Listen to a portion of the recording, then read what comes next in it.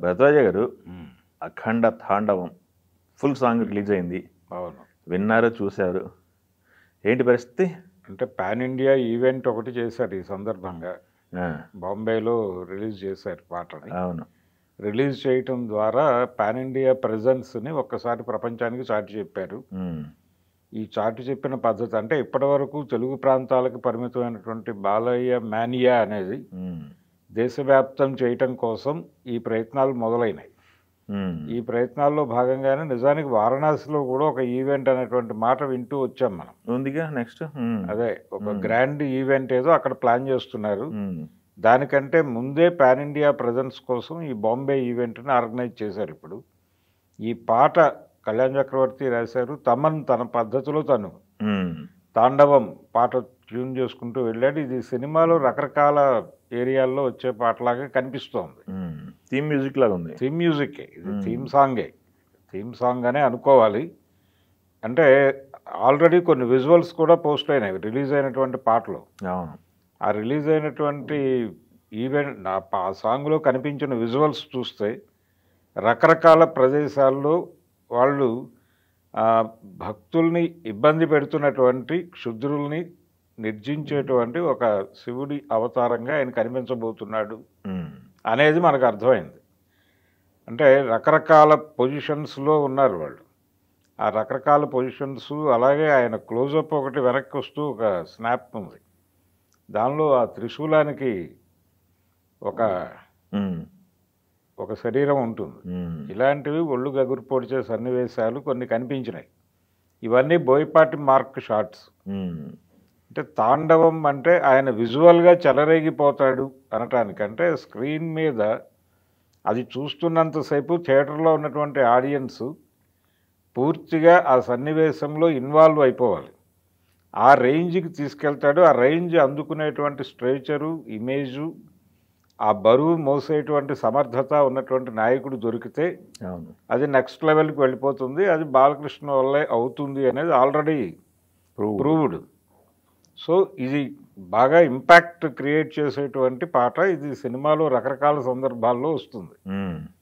ఇది ఏదో ఒక పాటలాగా కాదు, ఇది థీమ్ సాంగ్గానే రిసీవ్ చేసుకోవాలి. ఈ సినిమాలో ఆయన ప్రజెన్స్ ఎలా ఉండబోతోంది అనేది చెప్పడం కోసం రాసిన పాట ఇది. లిరిక్స్ బాగున్నాయి, పాట ఎమోషనల్గా ఉంది. శంకర్ మహాదేవన్ చాలా ఎమోషనల్గా పాడాడు. మధ్య మధ్యలో కైలాష్ ఖేర్ ఈ చాంటింగ్ ప్రోగ్రామ్ ఒకటి ఉంది, హరహర మహాదేవ్ అని. ఇవన్నీ కూడా ప్రేక్షకుల్ని చాలా ఎమోషనల్ చేసేలాగా ఉంది కంటెంట్. కెమెరా పనితనము, అలాగే వాళ్ళు ఎంచుకున్నటువంటి లొకేషన్స్ చాలా బాగున్నాయి. ఆ లొకేషన్స్ ఇవన్నీ కూడా ఇన్ టోటల్ పాన్ ఇండియా మార్కెట్ని అట్రాక్ట్ చేసే పద్ధతిలోనే ఉన్నాయి. ఇది మిగిలిన భాషల్లో కూడా రిలీజ్ అయింది. ఇది హిందీ సాంగ్ చూడాలి ఇప్పుడు. అవును, సాంగ్స్ అన్ని హిందీ సాంగ్ చూడాలి. హిందీలో అది దాని తాలూకా రియాక్షన్స్ ఎలా ఉన్నాయనేది చూడాలి.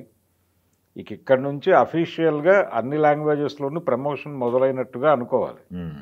అందుకని దీని కొనసాగింపుగా జరగబోయేటువంటి వారణాసి ఈవెంట్కి ఇది ఒక హైప్ క్రియేట్ చేసే ప్రోగ్రాం. అలా బాలకృష్ణని జాతీయ మార్కెట్లో చూడబోతున్నాం. అఖండ తాండవంతో అనేది కన్ఫర్మ్ చేసి ఈరోజు రిలీజ్ చేసినటువంటి పరిస్థితి. అభిమానులు ఇక్కడ నుంచి ప్రత్యేక బస్సుల్లో వెళ్ళటం అనేది ఒక విశేషం. ప్రత్యేక బస్సుల్లో బ్యానర్లు కట్టుకుని వెళ్ళటం.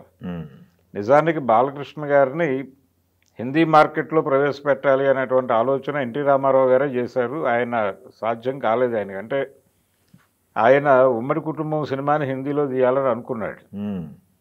తీసి దానిలో బాలకృష్ణతో తను చేసిన క్యారెక్టర్, తెలుగులో తను చేసిన క్యారెక్టర్ని చేయించాలనుకున్నాడు. అది ఏ కారణం చేతో కార్యరూపం దాల్చలేదు. ఇప్పుడు బోయపాటి శ్రీను చేతుల మీదుగా ఈయన పాన్ ఇండియా మార్కెట్లోకి ప్రవేశిస్తున్నాడు ఈ గ్రేట్ ఇమేజ్తో. అంటే గత చిత్రాలు కూడా చాలా చూసారు, డబ్బుడు చిత్రాలు చాలా చూసారు ఆల్రెడీ. చూసారు అంటే హిందీ మార్కెట్కి పరిచయమే, కాకపోతే థియేటర్కల్గా లేదు. అంటే శాటిలైట్ రైట్స్ వెళ్ళిపోయిన సినిమాలు టీవీ ఛానల్స్లో చూసేశారు వాళ్ళు ఆల్రెడీ. అఖండాకి పెద్ద అప్లాజ్ కదా. అవును, డబ్బుడు వర్షన్కి అఖండ డబ్బుడు వెర్షన్ వెళ్ళింది. థియేటర్కల్ రిలీజే అది. థియేటర్కల్ రిలీజ్తో పాటు శాటిలైట్లో కూడా చూశారు. బాలకృష్ణ ప్రజెన్స్, హడావిడి, ఆ వ్యవహారాలు కొంత తెలుసు. తెలుసు. అంటే ఈ అఖండ తాండవం ఈరోజు ముహూర్తం పెట్టడం, ఒకవైపు బీహార్ ఎన్నికల హడావిడి, అక్కడ ఎన్డీఏ గెలుపు, ఇక్కడ అఖండ గెలుపు, ఇవన్నీ అంటే కాషాయ జెండా రెపరెపలు, ఈ వ్యవహారం అంతా మిక్స్ చేసి ఒక వాతావరణం అయితే క్రియేట్ అయి ఉంది. ఆ వాతావరణంలో ఇప్పుడు అఖండ తాండవం అనేది అంటే ప్రజల్ని, ప్రపంచాన్ని ఆకట్టుకున్నటువంటి ఈవెంట్గా నడిచింది అది. కాబట్టి ఇప్పుడు టోటల్గా అఖండ అనేది ఇప్పటికీ కూడా పూర్తి స్థాయిలో ఆ క్యారెక్టర్ మీద కాన్సన్ట్రేషన్ కనిపిస్తుంది. ఎక్కడ ఏ రకమైన మొన్న వచ్చినటువంటి ఒక డైలాగ్ టీజర్లో మాత్రమే ఇంకో పాత్రను చూపించాడు ఆయన, మురళీకృష్ణ పాత్రను చూపించాడు. హీరోయిన్ వీళ్ళెవరిని ఇప్పటిదాకా రివీల్ చేయలేదు. మేబీ ఇవన్నీ కూడా ఆ రోజు జరగబోయే వారణాసి ఈవెంట్లో ఏదైనా కొంత రివీల్ చేస్తారేమో. రిలీజ్ డేట్ దగ్గర పడిపోతోంది, ప్రమోషన్ మొదలైపోయింది, జనాలందరూ చాలా ఈగర్గా ఉన్నారు కంటెంట్ కోసం. ఆ కంటెంట్ ఏ లెవెల్లో ఉంటుంది, బోయపాటి విన్యాసాలు కూడా చూసాం మనం ఈరోజు దీనిలో.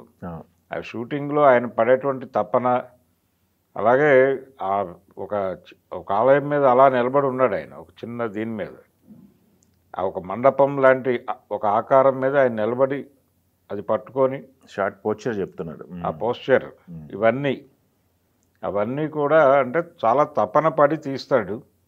ఆ తపన అనేది మనకి పాటలో కొన్ని చమక్కులు చూపించారు. ఎమోషనల్గా జనాలకి కనెక్ట్ అయ్యేటువంటి ఒక భక్తి పాట, అలాగే ప్రతి శివరాత్రికి మోగేటువంటి పాటగా ఇంకొకటి వచ్చింది లైన్లోకి. కాబట్టి టోటల్గా ఇది బాలకృష్ణ అభిమానులు పూర్తి స్థాయిలో సాటిస్ఫై అయిపోవడం మాత్రమే కాదు, వరుస విజయాల్లో ఉన్నాడు, 4 విజయాలు. కాబట్టి ఇది కూడా ఒక సూపర్ హిట్ అయిపోతే సెకండ్ హ్యాట్రిక్కి, అంటే ఒక రకంగా ఆయనకి మొదటి హ్యాట్రిక్ అంటే ఒక హ్యాట్రిక్ అయిపోయి బోయపాటి బాలకృష్ణ కాంబినేషన్లో రెండో హ్యాట్రిక్కి అంకురార్పణ. అలాగే ఈయన రెండో హ్యాట్రిక్కి ఇది కొనసాగింపు. రెండో సినిమా, ఇంకో సినిమా హిట్ పడితే అది అయిపోతుంది. డబుల్ హ్యాట్రిక్ కొట్టినటువంటి హీరోగా ఆయన ఒక చరిత్ర క్రియేట్ చేస్తాడు. ఈయన సెకండ్ హ్యాట్రిక్కి ఒక శుభారంభం ఇచ్చినటువంటి సినిమాగా ఇది నిలబడుతుంది. ఈ కాంబో కొనసాగుతుంది.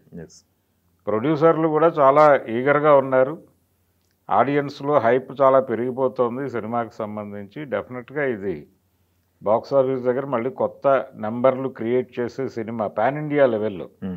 అంటే 1000 కోట్ల మార్కెట్ రీచ్ అవ్వటం అనేది టార్గెట్ ఒకటి ఉంది. ఆ టార్గెట్ రీచ్ అవ్వటం అనేది జరిగిపోతే ఏదో మేరకు ఇది ప్రపంచవ్యాప్త విడుదల ఉంటుంది. పాన్ ఇండియా మార్కెట్ అని చెప్తున్నారు కానీ ప్రపంచవ్యాప్త విడుదల ఉంటుంది. ఇప్పుడు అన్ని భాషల్లోకి తెలుగు సినిమాని తీసుకెడుతున్నారు. బహుశా ఆ ప్రోగ్రాంలోకి వీళ్ళు కూడా ఎంటర్ అయి ఉండొచ్చు. ఏదో మేరకు మొత్తం ప్రపంచానికి తన కథని చూపించే ఒక కసరత్తు అయితే చేస్తున్నాడు బోయపాటి. ఈ ప్రయత్నం ఏ మేరకు వసూళ్లలో కనిపిస్తుందో, రిఫ్లెక్ట్ అవుతుందో చూడాలి. Thank you.